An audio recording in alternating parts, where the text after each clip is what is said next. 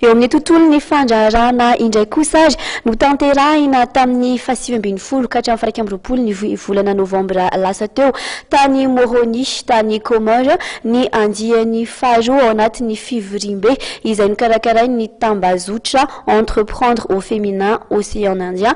izay isany nandray anjara atao anatin'ity fivorimbe ity moa ny vehivavy mpandrara malagasy arahantsika ny akon'izay fahombiazana io no namitiana Andramatoa Sylvia Padres ny fandraisana anjarandreo ho vehivavy mpandrara malagasy tamin'ilay fivorimbe andiany faharoa izay nikarakarainy tambazotra entreprendre au féminin océan Indien na EFOI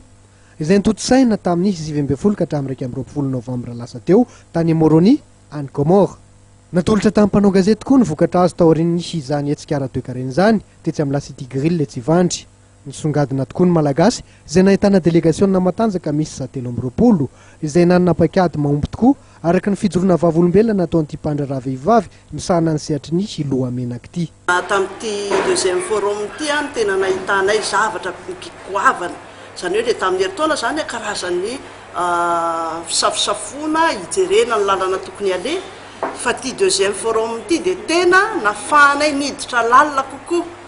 satria tsy itsika ntsony no nitady olona tsy ny mpandrara ntsony fa ny olona mihitsy no nitady ny tena zany amin'ny asa zay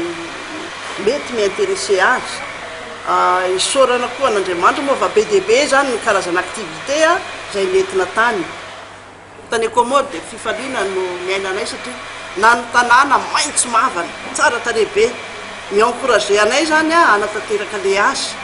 na ny fandraisana dia tsara zay isorana manokana ny zareo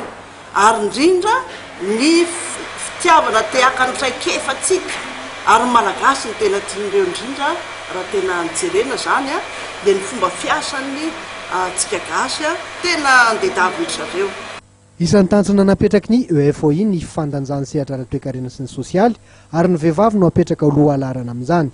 mahatratra raiky amin'ny 10 isan-jaton'ny mponina tokoa ny vehivavy eto amin'ny faritra ranomasimbe indianina ary afaka mitondra avo ireo sehatra voalazy ireo manentana trany ireo vehivavy mpandrarany EFOI hiditra ao amin'ity tambajotra ity indrindra manoloana ny fiatrehana ny fanina tontolona